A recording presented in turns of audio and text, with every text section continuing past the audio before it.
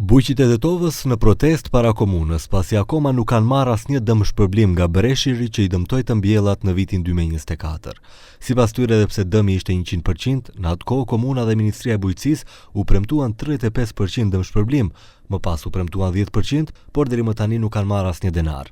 Presin që komuna të paguaj 5% dhe qeveria 5%. Njerë ka problemi dokumentat në ministri, në qeveri, në komunë, nuk e di ka problemi.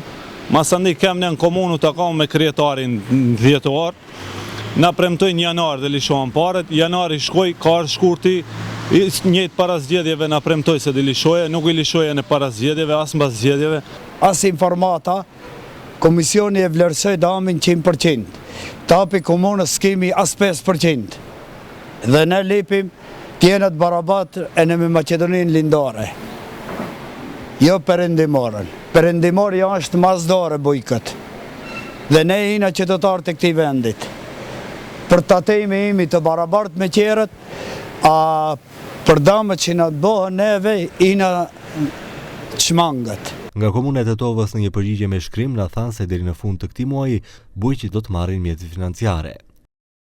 Institucionet përkatëse kanë përfunduar procedurat administrative të nevojshme duke hapur rrugën për realizimin e pagesave. Sipas dinamikës së parapar, kompenzimi për bujqit të dëmtuar pritet të ekzekutohet deri në fund të këtij muaji. Në qershor 2024, një breshër që kaploi rajonin e Pollogut dëmtoi të mbjellat.